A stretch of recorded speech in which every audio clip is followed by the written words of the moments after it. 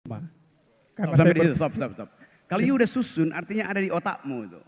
Jadi buang aja tuh, buang. Ini nggak ada nih. Ini.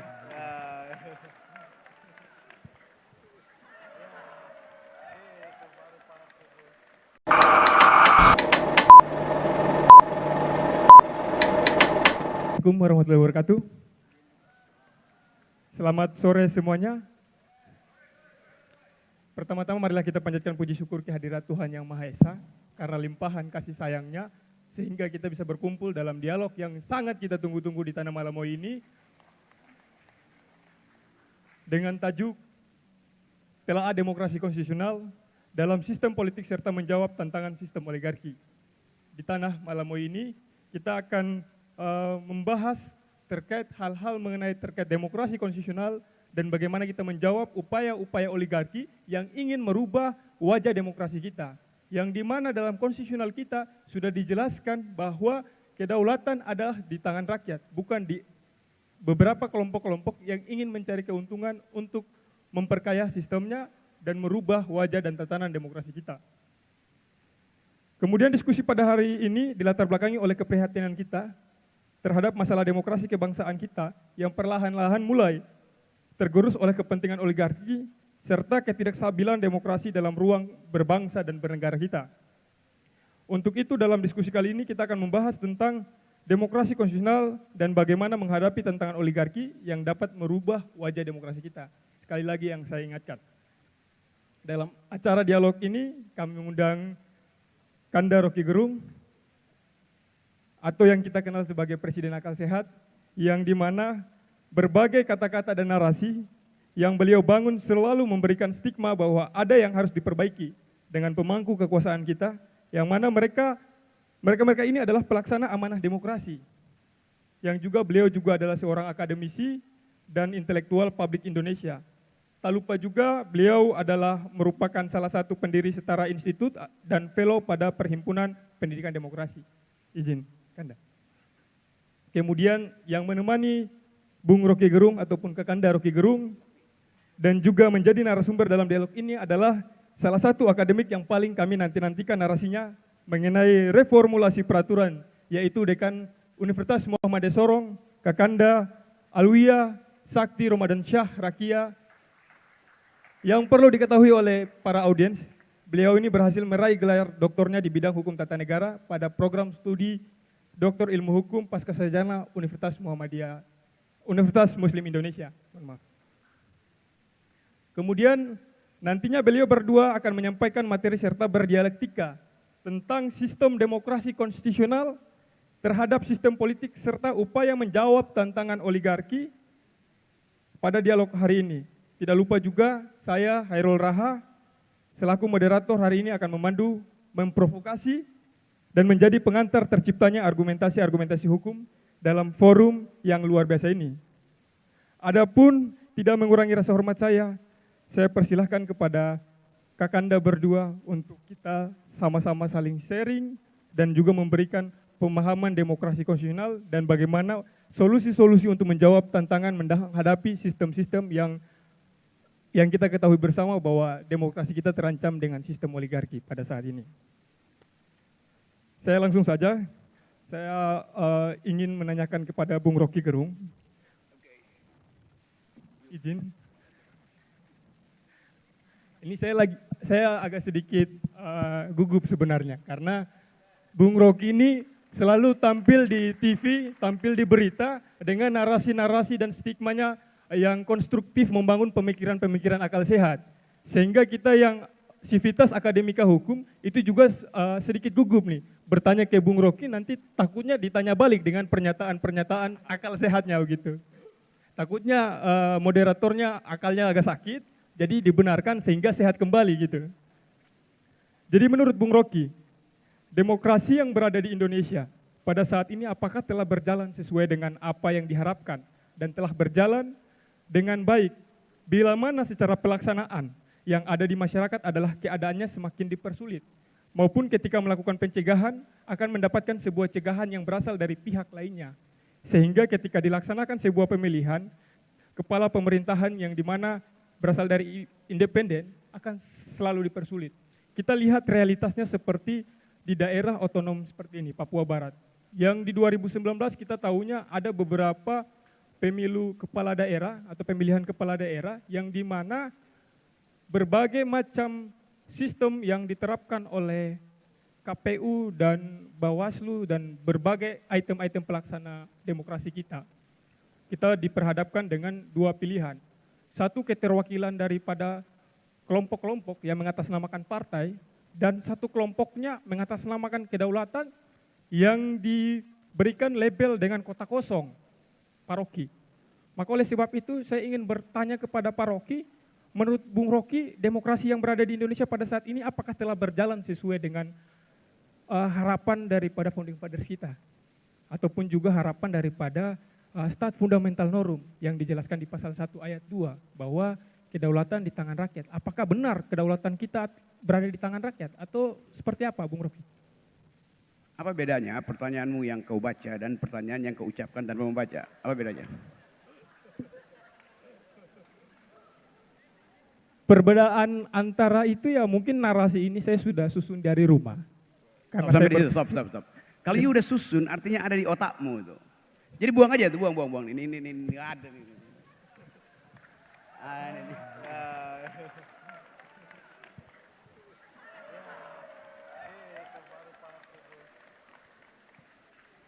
Pikiran itu tumbuh dalam suasana, tumbuh dalam situasi. Yang Anda susun di rumah itu nggak mungkin Anda bawa di sini kalau suasana berubah itu. Disertasi yang Anda tulis tadi pagi, sore ini udah berubah tesisnya tuh. Jadi pastikan bahwa kita selalu punya stok argumen sesuai dengan keadaan real time. Gitu. Ada misalnya baca itu, tiba-tiba Pak Jokowi umumkan bahwa pemilu dipercepat. Gak ada gunanya lagi itu kan. Atau pemilu ditunda, gak ada gunanya. Jadi saya senang ada di sini, di tempat di mana pikiran bisa dikumpulkan secara maksimal tanpa teks. Itu intinya tuh. Lain kalau Anda pejabat, Anda mesti baca itu demi tertib administrasi supaya ada yang di file. Kalau ibu tadi gubernur, mewakili gubernur, dia mesti baca. Karena ada kebutuhan administrasi untuk mengarsipkan apa yang diucapkan.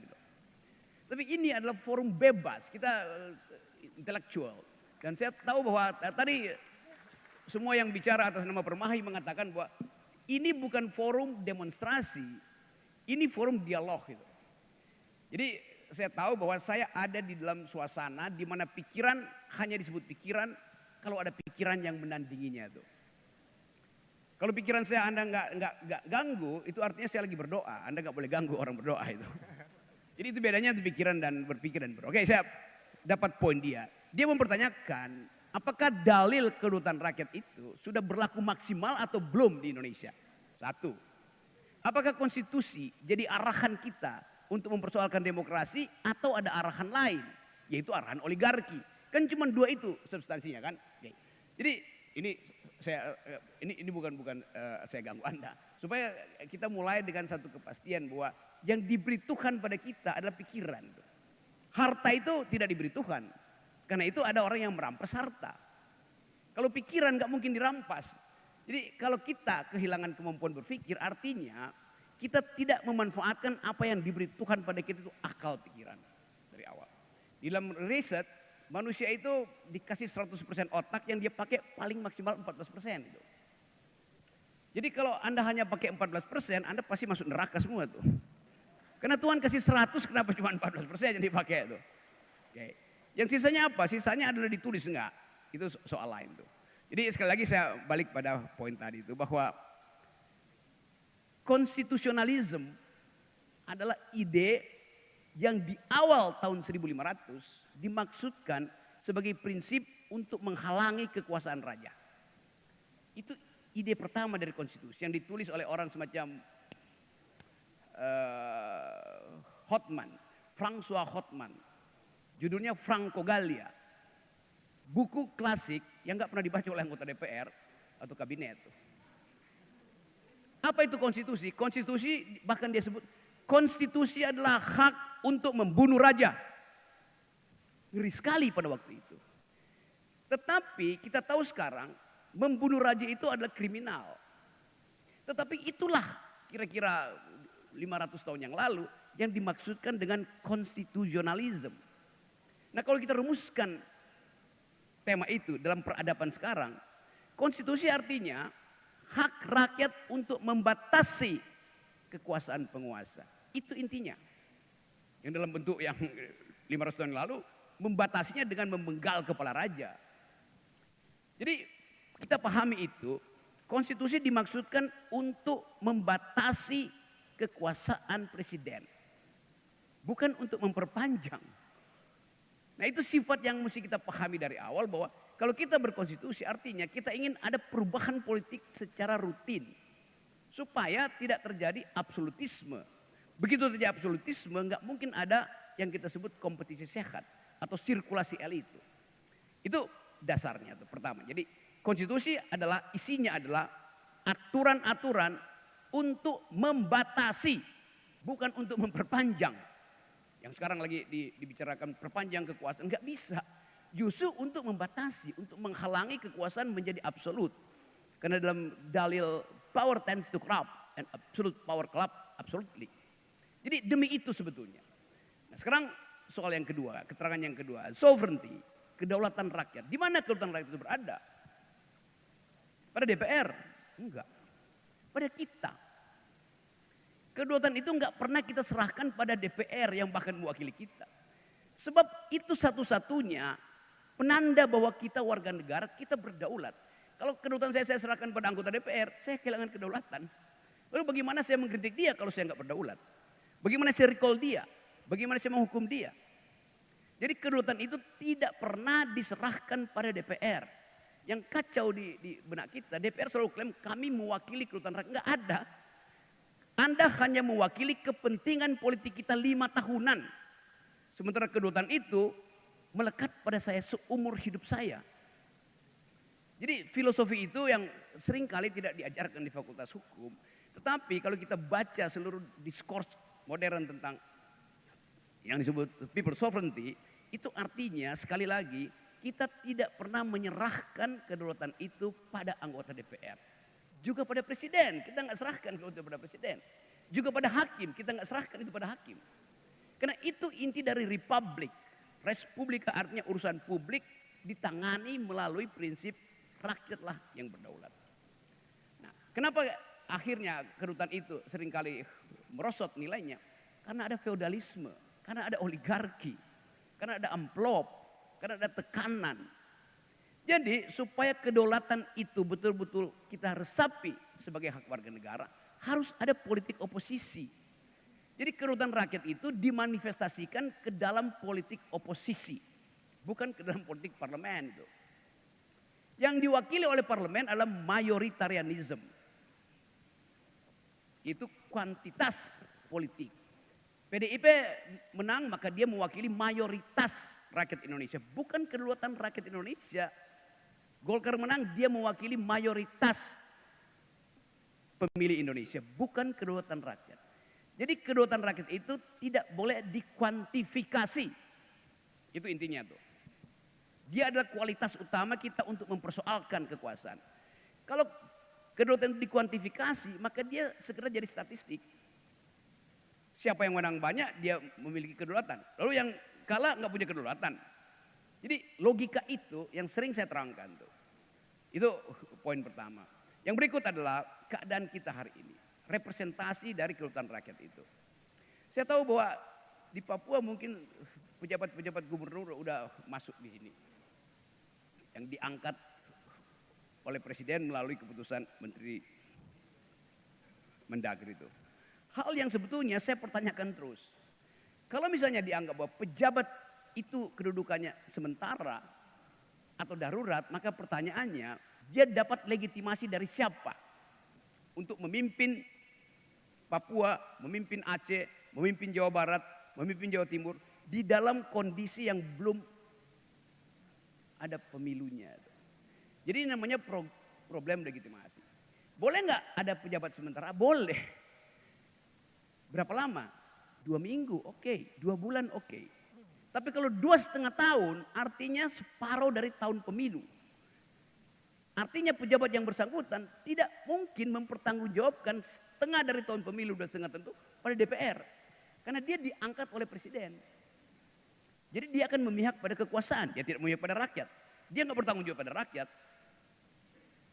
Bisa kita bantah, iya tapi pemimpin yang ada di kita kan dia pro rakyat. Iya tapi itu sifatnya subjektif, bukan sistemik itu.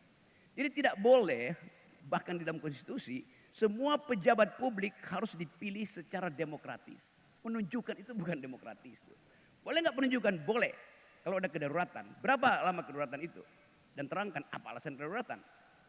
Nah sekarang saya lihat di dalam pemberitaan 80% gubernur di Jawa itu sudah ada pejabat yang diangkat. PLT-nya udah diangkat itu.